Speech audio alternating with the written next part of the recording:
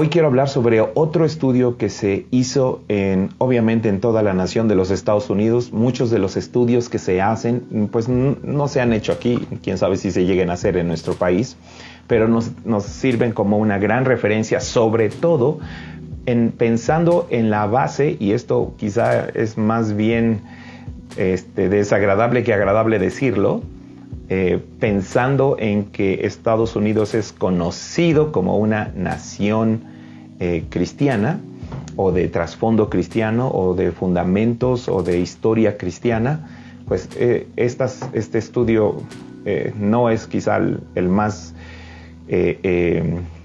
esperanzador del mundo, pero nos obligan a ver y nos permite ver nuestra nación tal cual. La clase de esta noche se llama, por ende, el alma de una nación. El alma de una nación. Y esta radiografía que emana o surge justamente de este estudio en los Estados Unidos nos permite saber también, de manera guardada toda proporción, cómo está constituido el alma de una nación, porque también tiene que ver un poco con el concepto que se tiene de Dios, y a veces inclusive dentro de las iglesias. Y esto yo sé que va a parecerles muy extravagante, pero es impresionante, de acuerdo a este estudio, el concepto que se tiene de Dios aún dentro de las iglesias. Y obviamente esto nos lleva a una conclusión que no podemos soslayar ni dejar a un lado.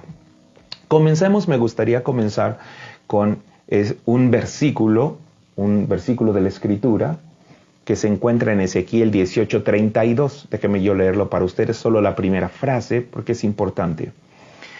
El profeta Ezequiel dijo estas palabras a toda una nación que tenían un concepto o una idea de Dios.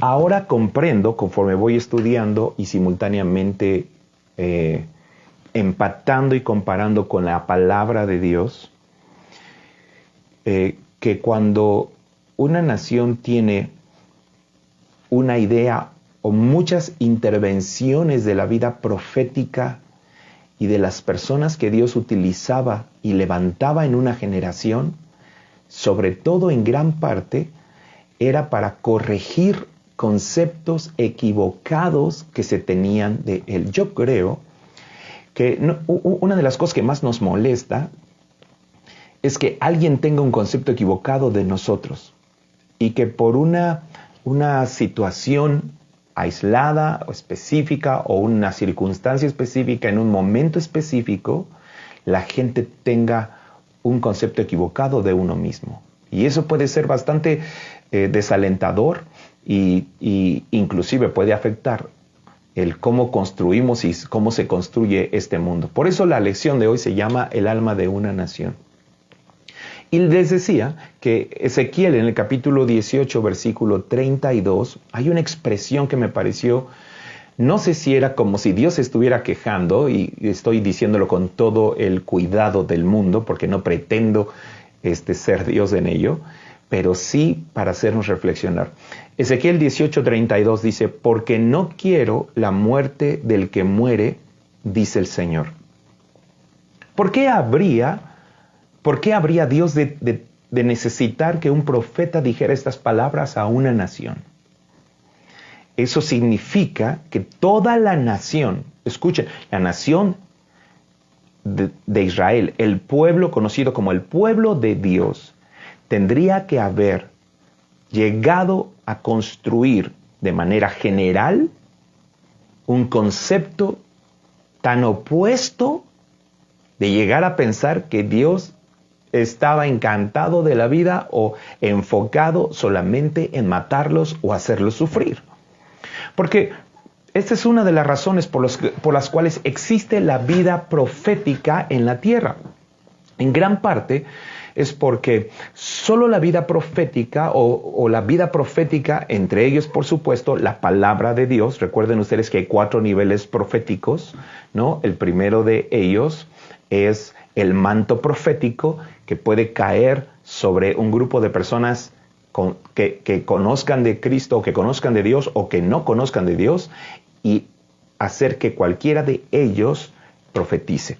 El segundo es el don de profecía, que se encuentra en la Escritura, en Corintios 12. Luego tenemos el ministerio de profeta, que se encuentra en Efesios capítulo 4. Y luego, por último, tenemos lo que la Escritura dice de sí misma.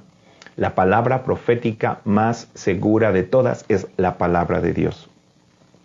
Así que en el Antiguo Testamento, sobre todo en el Antiguo Testamento, y hoy la vida profética conserva parte de esa responsabilidad, es que el conservar o el transmitir o el enseñar a una nación o a una iglesia o a una persona el concepto correcto de Dios.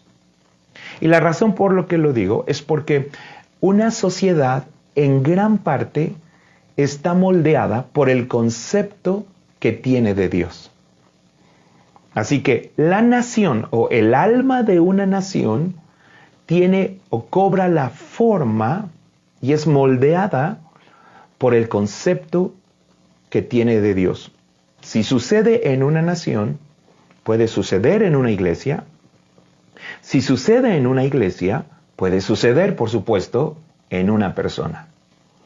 Y ahora entonces entendemos con ello por qué, por ejemplo, lo van a ir entendiendo conforme avanzamos en esta clase, que me pareció muy significativo, porque hay algunas, por ejemplo, algunas iglesias cristianas donde no te permitirían entrar, por ejemplo, si tú trajeras chamarras de piel. Ya sé que parece una locura, ¿no? Pero ¿por qué lo creen tan firmemente? O ¿por qué en algunos lugares no podrías traer el cabello largo o el cabello corto o cierto tipo de forma de vestir? No podrías tener acceso. Básicamente a todo esto se le llama, y utilizando todo el espectro desde los extremos que estoy contando hasta otras cosas que parecen no tan extremosas pero son igualmente dañinas, le llamamos religiosidad, básicamente. Todos estos elementos que también le dan forma al alma de una iglesia, al alma de una organización y al alma o al corazón de la vida cristiana es prácticamente el mismo elemento. Pero ahora aterricémoslo no solamente desde el punto de vista de una nación, como es los Estados Unidos, y lo que voy a explicar de un estudio increíble que se hizo en los Estados Unidos. Pero también ya hablamos del tema de iglesia. Y en gran parte el concepto que en las iglesias se enseña de Dios ha dado a luz una iglesia históricamente muy religiosa. Por ende, eso significa que el concepto que tienes de Dios le da forma también a tu alma. Y esto es algo serio, porque el concepto que tengas de Dios moldea tu alma en gran parte. Así que la forma en la que tú actúas o reaccionas y vives, y ojo, porque esto les va a gustar muchísimo, pero también es muy confrontativo, es posible que gran parte de las emociones, sentimientos que tú tienes, que expresas y conforme vives, están moldeados en gran manera por el concepto que tienes de Dios. Y eso es lo que hace que haya ciertas como aparentes contradicciones. ¿Cómo es que si ese cuate es cristiano, es tan enojón, por ejemplo? Puede tener que ver con el concepto que tienes de Dios. Así que el concepto que una sociedad tiene es el que moldea, es el resultado, el concepto que una sociedad tenga de Dios es lo que va a moldear a esa sociedad.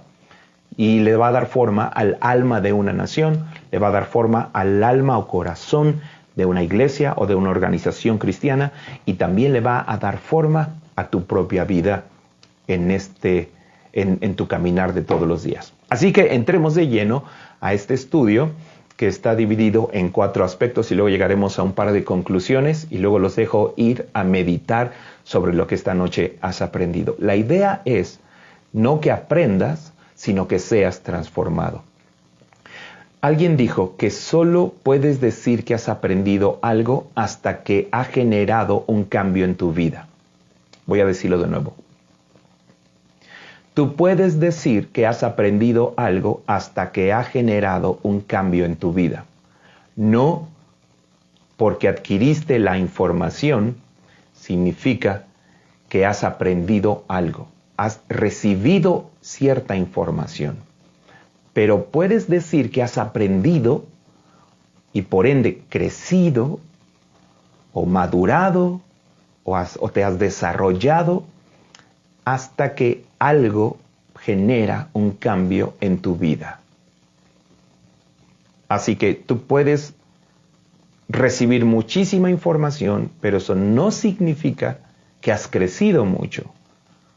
Solo significa que has visto muchas cosas y que has recibido mucha información.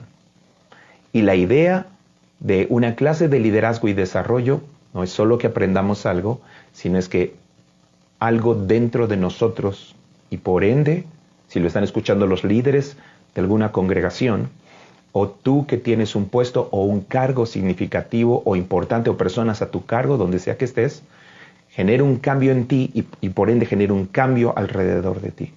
Esta parte es muy significativa porque vamos a poder permear 3 grandes capas o dimensiones que podemos utilizar como resultado de este estudio. Primero, como el alma de una nación, que es la que voy a usar, pero también podemos transmitirlo y decir, oh, wow, ahora entiendo por qué somos como somos en nuestra iglesia, por eso es una radiografía interesante, y luego al mismo tiempo, ahora quizá he aprendido un poco de por qué soy como soy. Así que esta clase puede llamarse el alma de una nación, o el alma de una iglesia, o cómo está hecha mi alma, o cómo se ha formado mi alma. Se hizo un estudio en los Estados Unidos preguntando, entre otras cosas, cuál era el concepto que se tenía de Dios.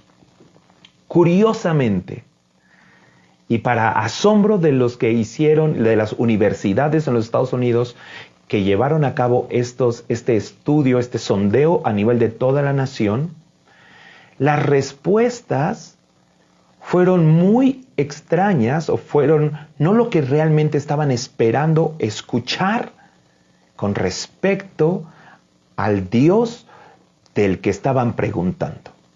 Entonces preguntaron, entre otras cosas, cuál es el concepto que tienes de Dios. Para ti, ¿cómo es Dios? Para ti, cuando piensas en Dios, ¿en qué estás pensando? Muy bien, habiendo dicho esto, comencemos por la primera parte. 32% de las personas entrevistadas en los Estados Unidos, porque es el porcentaje más alto del que vamos a hablar, dijeron que Dios estaba o consideraban a Dios un Dios enojado o un Dios enojón o un Dios que todo el tiempo está molesto con el mundo o al menos con su nación. Esta era la perspectiva. 32% conceptualizan a Dios como un Dios enojado. Y ese detalle es significativo porque de este 32% de todos los encuestados, este universo del 100% de los encuestados, de este 32%, la mitad van a la iglesia cada semana. Se congregan fielmente cada semana en su congregación. Y eso me pareció muy significativo, porque eso significa que mucha gente que se reúne, que va cada semana a la iglesia, tiene también un concepto de que Dios está enojado con las personas, de que Dios tiene una lista de todas las cosas que las personas están haciendo mal. Ahora es importante esta parte, porque si tú tienes un concepto de un Dios enojado o castigador, un Dios que solo está buscando que te equivoques para castigarte, eso va a generar una nación que trata de castigar absolutamente todo lo que ve mal hecho y que no deja lugar a ningún tipo de imperfección, que no da lugar a ningún tipo de error, que no da lugar a una naturaleza humana que comete errores o fallas o que se equivoca. Y esto, a nivel de nación, le está dando forma o le ha dado forma a las cosas. Voy a ponerles un ejemplo característico para que entiendan de lo que estamos hablando. En los Estados Unidos, sé que en otras naciones opera de manera un poco diferente, pero hay hasta videos en los Estados Unidos de personas que pueden demandar a una compañía solo porque al llegar resbalaron porque el piso era resbaloso y al resbalar se cayeron y pueden demandar por cantidades insólitas a la compañía solo porque no había un letrero que dijera que el piso era resbaloso. Y solo por ese detalle. Y tú puedes ver en la televisión de los Estados Unidos, puedes ver anuncio tras anuncio de abogados que dicen, le pasó esto, le pasó aquello, nosotros lo defendemos, nosotros podemos obtener cuantiosas sumas de dinero. Y entonces, este detalle de no permitir absolutamente ningún error y de castigar todos los errores y equivocaciones que suceden y que pasan en la sociedad, crea una sociedad muy tensa, crea una sociedad con demasiado temor y demasiado miedo. Y esta es solamente una pequeña muestra de lo que puede convertirse el alma de toda una sociedad. Ahora, juguemos en el plano de la iglesia. Si la mitad de estas personas van a una congregación, significa que millones de personas que asisten a una iglesia cristiana creen que Dios está enojado, listo para castigar a todas las personas que se han equivocado. Y por ende, se han convertido en cristianos que tienden a tener la misma mentalidad con los demás. Castigar absolutamente todas las cosas. Solo lo quiero dejar en la mesa. Porque cuando a esta mentalidad le añades una estructura y un pensamiento sistemático y formas de ciertas cosas, entonces la iglesia se hace tan inflexible como este pensamiento, se hace tan inflexible que lo que crea es una iglesia tan religiosa que hace prácticamente imposible. Y ya alguna vez Jesús dijo, ustedes, los que dirigen la iglesia, son los que más estorban para que la gente entre. Puede parecer completamente contradictorio si los que dirigen, incluyendo el liderazgo de una iglesia, lo que tienen que hacer es el espacio, crear el camino, abrir el camino para que aquellos que en su vida se sienten incapaces, indignos, que no lo merecen, tengan una aceptación completa y total en el corazón de Dios. Y entonces, ahora podemos permearlo a otro nivel, al nivel personal.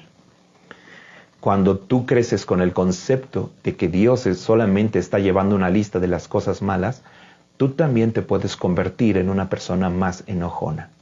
Y te puedes convertir en una persona que no permite los errores, que no da espacio a las equivocaciones, que no da margen para los defectos de todo el mundo que te rodea. Solamente tienes ese espacio para tus propios defectos, pero no dejas espacio para los errores de los demás. Es posible que las personas que creen que Dios es un Dios castigador, un Dios que está enojado, o un Dios que está molesto, también se miren sin darse cuenta cómo su alma y su corazón se convierte y te conviertes en una persona más enojona, más inflexible, y eso emana de un error equivocado. Por eso escogí aquel pasaje de la Escritura de Ezequiel, cuando el profeta tiene prácticamente, no que aclararles algo, sino tiene como decirles, oigan, chavos, están pensando exactamente al revés de mí. Están teniendo el concepto completamente opuesto de mí.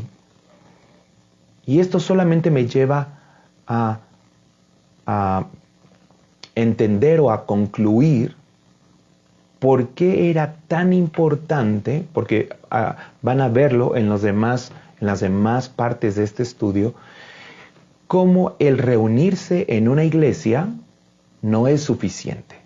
Recuerden ustedes que de esta primera parte de la gente de este 32% que creen que Dios está enojado permanentemente con nosotros, la mitad va a la iglesia cada semana. Y aún así creen que Dios sigue enojado. Eso solamente te dice algo. Que es posible que ir a la iglesia cada semana, pero no tener comunión con Dios todos los días, prácticamente es el aviso, el anuncio y la anticipación de que eres una persona religiosa, pero no espiritual. Si ir a la iglesia cada semana resolviera ese problema, pero no lo resuelve. Y ese es un asunto que me pareció muy significativo. Así que posiblemente, si eres un poco enojón, pero dices, yo soy cristiano, pero eres enojón, es posible porque que hayas crecido en un ambiente religioso donde no había espacio ni lugar para la gracia, por decirlo de una manera. Tampoco significa que estamos en una iglesia permisiva. Voy a llegar a eso en su momento. Pero por lo pronto, tenemos que tener equilibrio. ¿Qué le daba equilibrio a esto, a este principio? Pues era justamente el inicio de el estudio que hemos tenido durante estos prácticamente 3 meses. Lo importante que una persona tenga cierto tiempo de orar y meditar todos los días de su vida. Solo al tener tiempos para orar y meditar en el Señor y en la palabra de Dios, evitas caer en la religiosidad. Prácticamente, la gente religiosa está más enfocada en la práctica de la iglesia que en la práctica espiritual. Voy a decirlo de nuevo. La gente religiosa está más enganchada y conectada con la práctica religiosa o la liturgia, por decirlo de una forma, que con una práctica espiritual cotidiana. Así que no fue suficiente ir a la iglesia cada domingo. El alma de una nación no se cura, no se sana solo con ir a la iglesia los domingos. Así que si nosotros, muchos papás dicen, con que mi hijo vaya a la iglesia todos los domingos, con eso ya la hizo. No es cierto, no va a funcionar de esa manera. Necesitamos algo más que solo ir a la iglesia los domingos. Y les estoy hablando, además de todo, para que no lo olviden, no lo pierdan a la hora de tener un criterio sobre nuestra nación, que estoy hablando de un estudio de una nación cuyos orígenes y constitución política estaba basada en las Escrituras, estaba basado en la Biblia, estaba basado en la palabra de Dios. Y aún así, miren los resultados de una nación el día de hoy. Ahora, entremos a las otras 3 partes antes de concluir, porque el tiempo vuela. Un 16%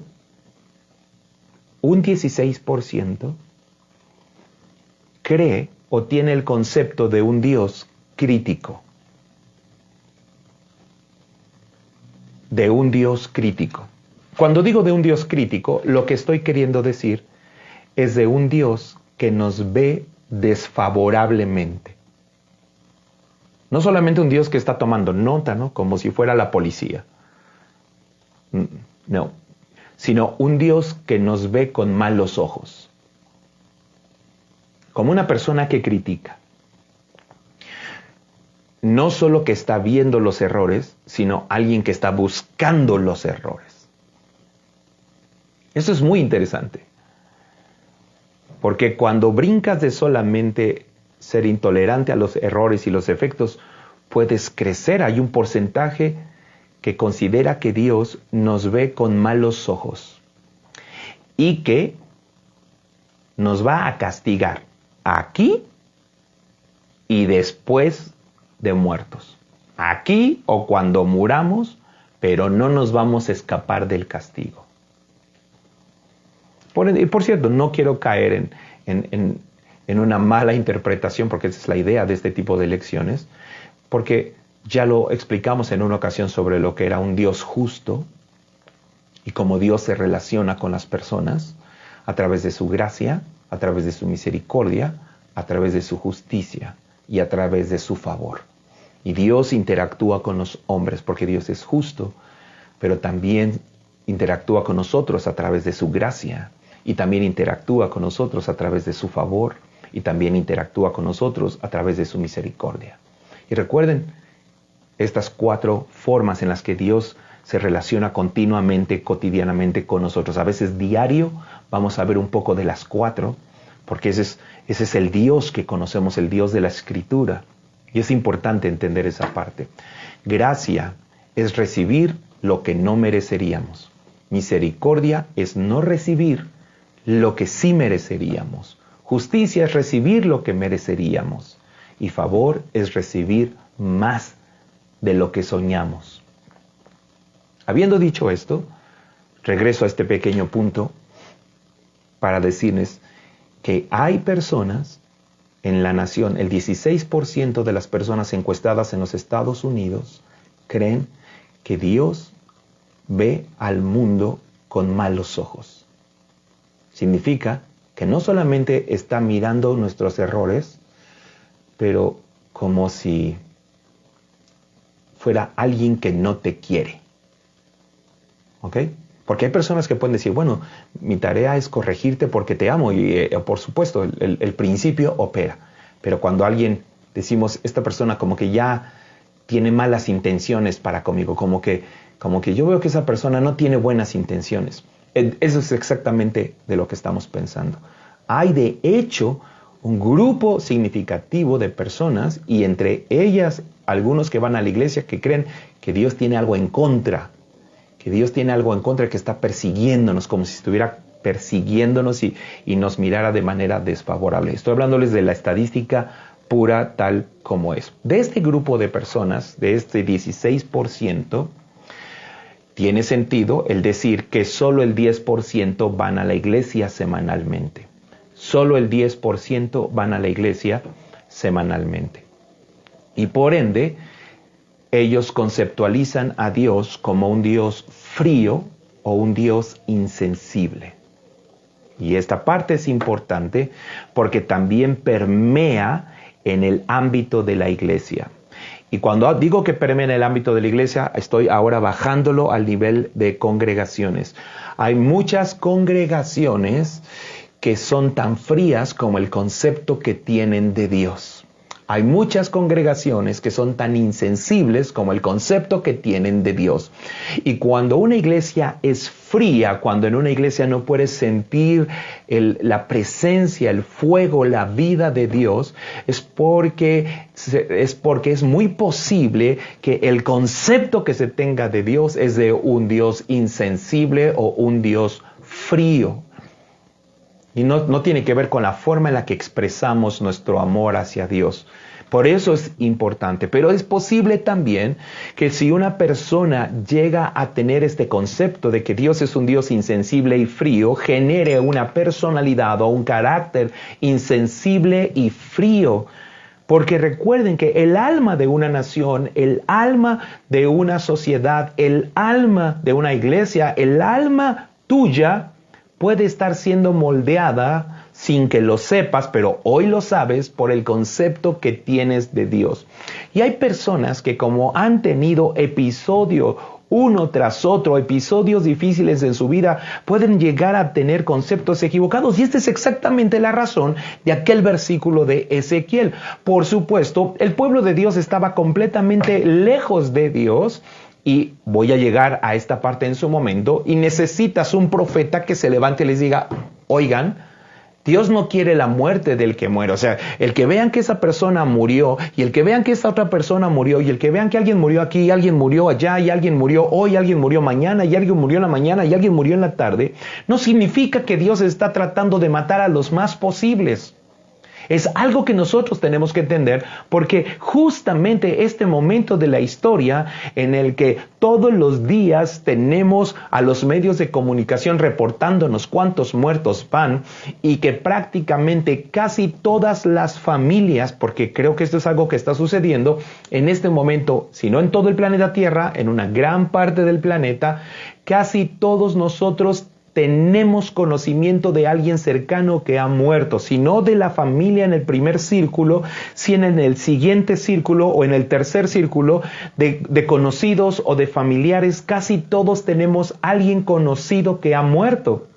Y es muy importante esta parte, porque una de las cosas que más afecta el concepto que el hombre tiene de Dios es la muerte. Una de las cosas que más afectan son las cosas que tienen que ver con lo que muere. Cuando un negocio se muere, cuando una relación se muere, cuando una situación de muerte está presente en cualquier ámbito económico, emocional, familiar, iglesia o físico o de salud, etc.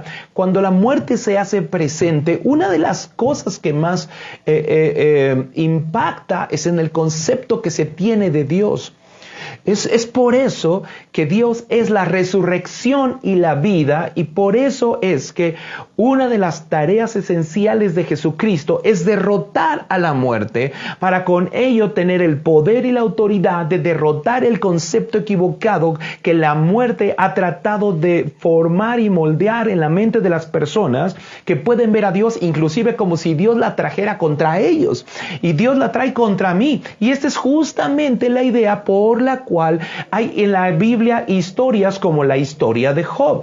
Y la historia de Job, donde se mueren sus negocios, se mueren sus hijos, su salud también. Él está teniendo una enfermedad incurable prácticamente. Y teniendo todos estos elementos, él no permite que eso cambie su concepto, la expresión literal. Pero él no añadió despropósito alguno a Dios. Significa que no permitió que lo que había perdido, o la gente querida que había muerto, los seres queridos que habían fallecido, que eran sus hijos y que no era uno, eran todos sus hijos, y los negocios o trabajo que tenía, sus empresas, todo lo que había muerto en semanas, en días, en horas, todo lo que había muerto, no había tenido el poder de cambiar su concepto personal de Dios. Y ojo, esto era vital para la reconstrucción de su propio entorno, de su mundo y de su destino.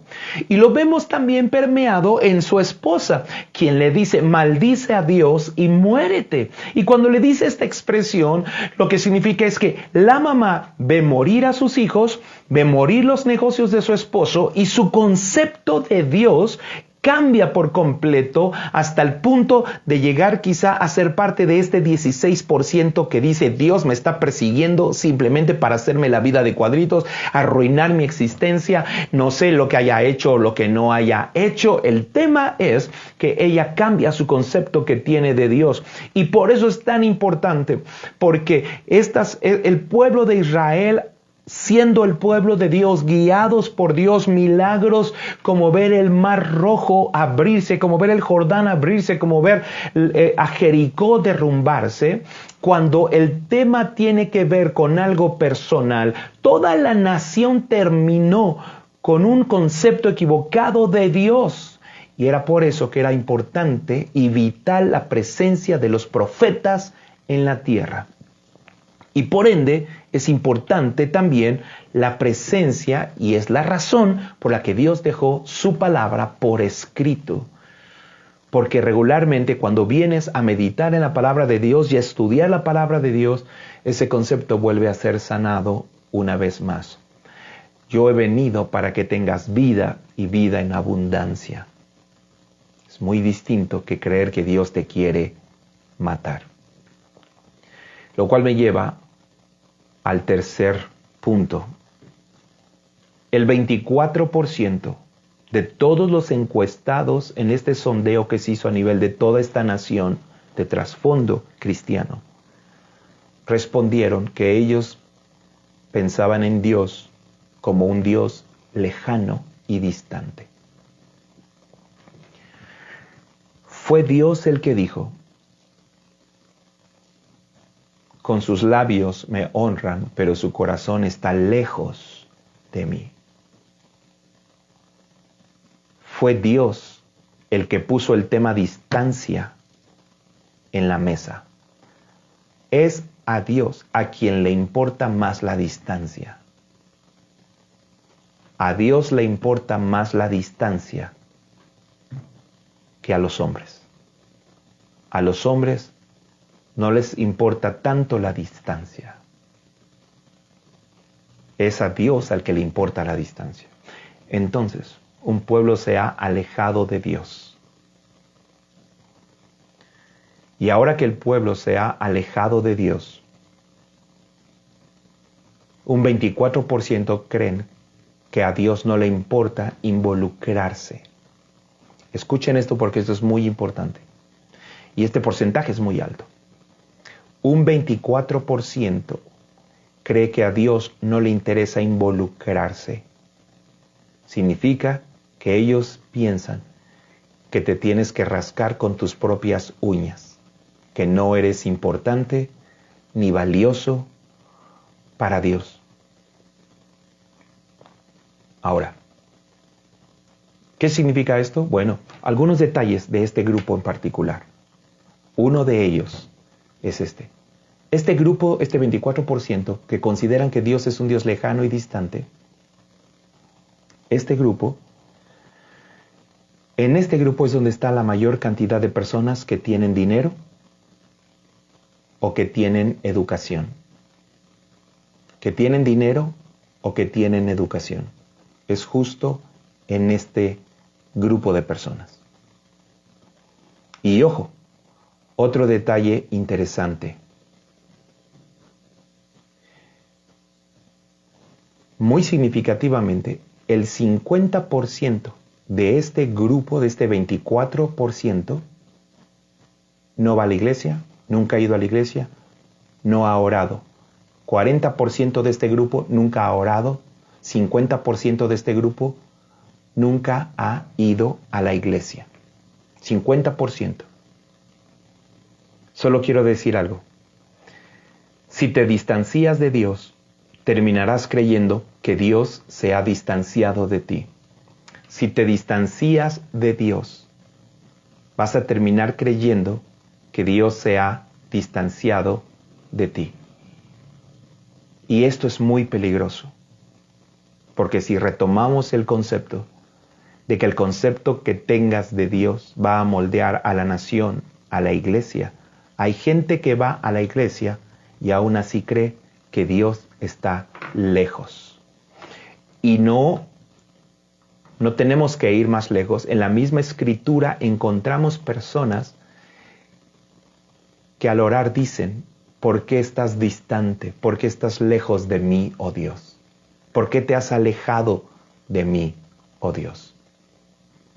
Esta parte es tan valiosa y tan significativa. Y les voy a decir por qué. Este grupo de personas, a nivel sociedad, son las personas que están más inclinadas a favor de temas como el aborto. Es el grupo de personas donde la gente tiende a cuestionar más la existencia de Dios. Es en este grupo de personas donde muchas de las filosofías de esta generación son empujadas, respaldadas, porque creen en un Dios lejano. Muchas de estas personas están más cerca del ateísmo que de la fe. Así que, cuando están de acuerdo con eso, piensen ahora en lo mismo, pero a nivel iglesia cristiana. Hay también iglesias cristianas que están de acuerdo con muchas de estas corrientes de este mundo, incluyendo el aborto o el matrimonio homosexual, pónganle los nombres que quieran, porque son iglesias o porque dentro de la vida de la iglesia Dios está muy distante. Fue Dios el que dijo: yo nunca ha estado lejos. Pablo dijo un día, cercano está Él. Y si no, entonces ¿por qué envió a su Hijo al mundo? Quien le importaba más la distancia era a Dios, más que a los hombres. Bueno, lo cual nos lleva a nuestro último punto, que es el 23%. Estos cuatro suman el 95% y hay un 5% de personas que se consideraban ateas. Pero hablemos del último 23%. Ojo, no sé si lo notaron.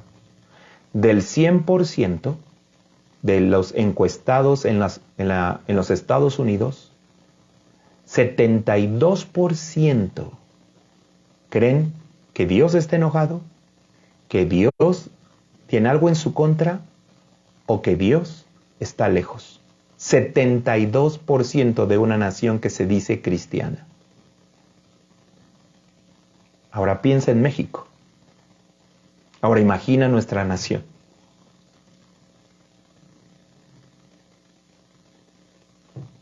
$23 respondieron que Dios era un Dios benevolente, un Dios bueno, un Dios de amor. 23%. Solo 23 de cada 100 personas creen que Dios es bueno. Ahora entendemos por qué el alma de una nación es como es. Y lo vemos plasmado en todo lo que viven y todo lo que sucede. Este 23% que creen que Dios es bueno, tienen una característica. Perciben a Dios involucrado activamente en todos los días de su vida. Este 23% miran a un Dios activo, no un Dios distante, no un Dios enojado, no un Dios crítico, sino un Dios benevolente, un Dios activo, interesado profundamente en cada parte y área de tu vida, todos los días de tu vida. La expresión de Jesús, yo estaré con vosotros todos los días hasta el fin del mundo, no es un asunto de acompañar. La promesa de Jesús no es acompañarte, la promesa de Jesús es involucrarse. La promesa de Jesús no es hacer acto de presencia. La promesa de Jesús es actuar, es obrar, es moverse. Así que, la segunda cosa que este 23% dijeron es que ellos consideraban que Dios oye, que Dios escucha y que Dios responde. Y no pude evitar pensar en estas muy sabias palabras que dijo un día un hermano que amo y respeto mucho, el hermano Brown, que dijo estas palabras. Dios siempre responde. A veces dice sí, a veces dice no, pero siempre responde. Ahora, bueno, cuando pensamos en un padre y un hijo, entendemos la certeza de este principio tan importante. Todos los que somos papás le hemos dicho a un hijo sí y le hemos dicho a un hijo no, y los que somos padres entendemos que el sí y el no que han salido de nuestros labios vienen cargados del mismo amor, exactamente el mismo amor. Los hijos no lo entienden así. ¿Por qué hay distanciamiento? Piénsenlo. ¿Qué pasa si tu hijo tiene un concepto de que tú estás enojado con él todo el tiempo? ¿Qué pasa si un hijo tiene el concepto de que tú estás lejos de él? ¿O qué pasa si un hijo tiene el concepto de que traes algo en su contra? O pregúntate si un hijo tiene el concepto de que tú eres un buen padre. Ese sería el alma de tu familia. Quiero que lo piensen por un momento. Nos quedan solo unos cuantos minutos para llegar a las conclusiones. La gente que ora todos los días, que tiene tiempo para meditar y para estudiar las Escrituras, todos los días tienen un concepto de un Dios benevolente, ven a Dios, miran a Dios involucrado activamente en su vida y han concluido que Dios los oye y que les ha respondido. Así que posiblemente muchas personas que llegan a una consejería diciendo es que a mí Dios no me oye, es porque no tienen una vida de relación. Y cuando la gente se atreva a decir es que creo que Dios está enojado conmigo, es posible que solo va a la iglesia los domingos, pero no está teniendo esta dinámica de intimidad con Dios cotidiana. Bueno, conclusiones. 2 conclusiones. La primera de ellas, ¿por qué hay un porcentaje tan alto de personas en la iglesia cristiana que tienen un concepto equivocado de Dios? Esta parte creo que es la más preocupante para los que hemos abrazado la fe cristiana. ¿Por qué hay un porcentaje tan alto de personas que tienen un concepto equivocado de Dios? Significa que tenemos un porcentaje muy, muy alto de personas que van a la iglesia, pero no van al corazón de Dios. Recuerden que hay gente que la religión o la religiosidad te trae al templo, pero no te acerca al trono. Y ustedes saben lo que quiero decir con ello. 2, puede tener que ver con el tipo de pastor que eres o el tipo de líder que eres. ¿Por qué el pueblo de Israel?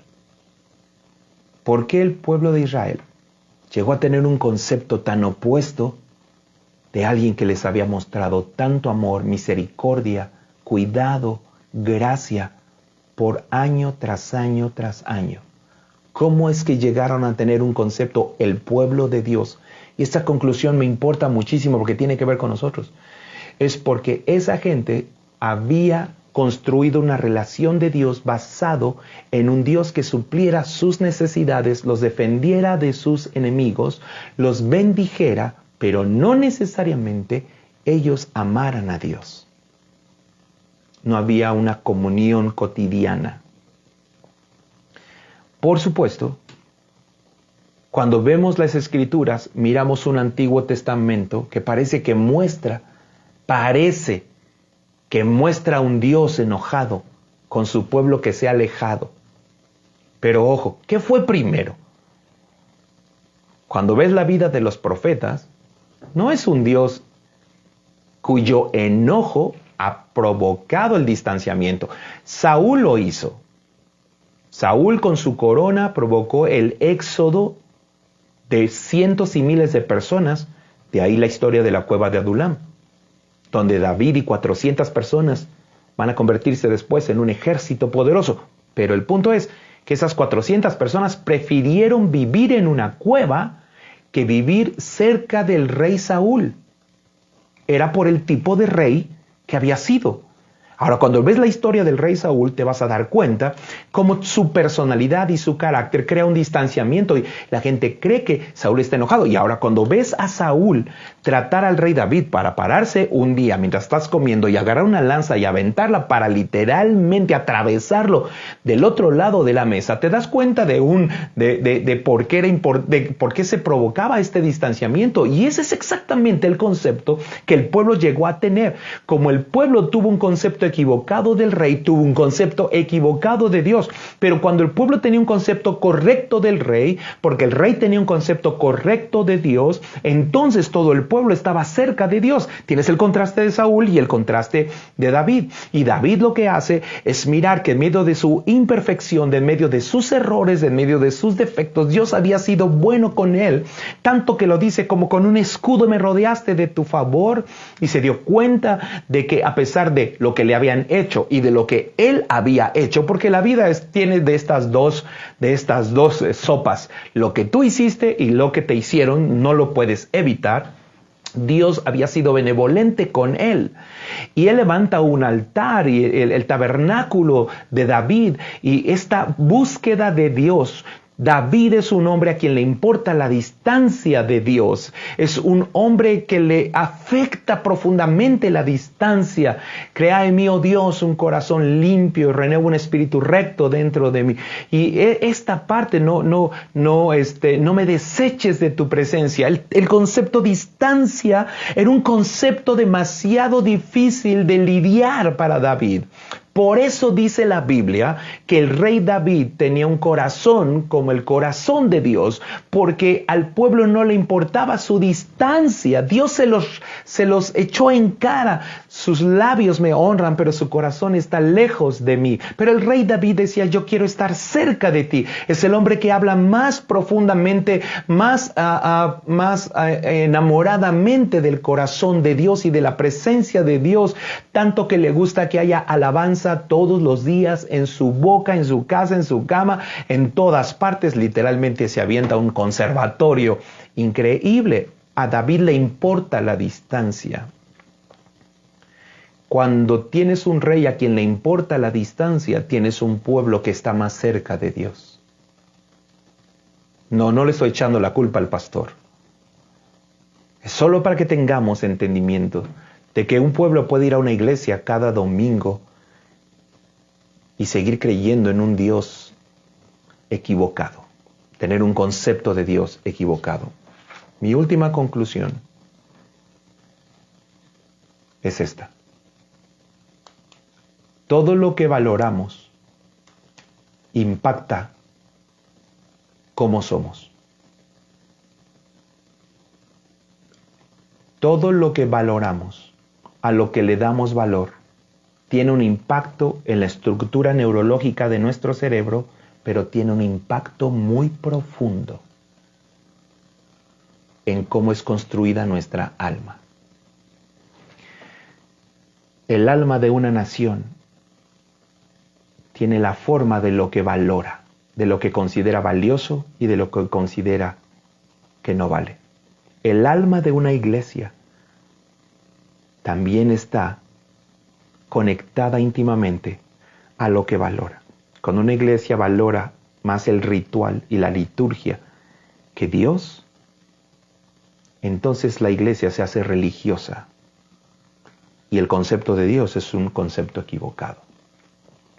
Y saben una cosa, la gente que no conoce de Dios está cansada de eso. Tampoco le gusta, porque entonces llega a una iglesia donde la gente tiene un concepto equivocado de Dios y su mundo dice, salí de Guatemala para entrar a Guatepeor, versión mexicana.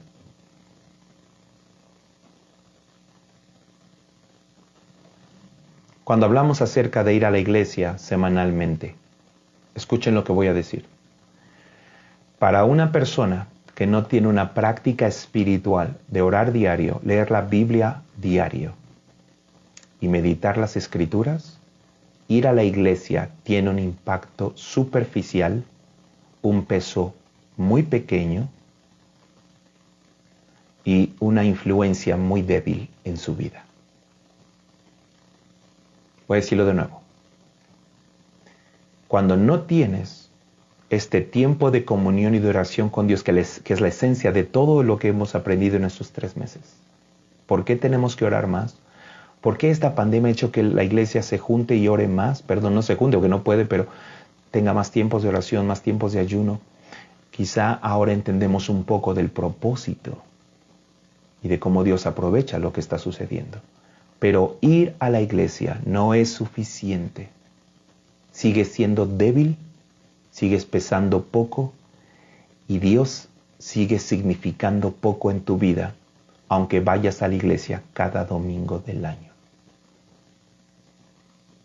Así que, ¿cuál es el concepto que tú tienes de Dios? Quizás se ve reflejado en cómo tú eres con las personas que te rodean, en cuál es la vida que se mueve y permea dentro de la congregación y del liderazgo en el que tú te mueves. ¿Y qué lugar le hemos dado a las prácticas de iglesia y a las prácticas espirituales? Espero que esta clase no solo cambie tu mentalidad. Piénsenlo, esto sucede en los Estados Unidos. 73% de cada 100 personas tienen un concepto equivocado de Dios. Por eso la nación está como está. ¿Qué es de nuestra casa, nuestra vida, nuestra persona? Quizá, aunque dices que eres cristiano, no necesariamente reflejas o no necesariamente tienes el concepto correcto de Dios, porque te falta más intimidad con Dios. Que Dios los bendiga, que Dios haga que esto que aprendiste esta noche no sea información, sino cambie tu vida. Y esta noche abras tu Biblia una vez más y mañana la abras otra vez. Y cada día de tu vida hables con Él, le cantes, le escuches. Porque si Dios oye y Dios responde, quizás significa que también tú debes oír todos los días y responder todos los días.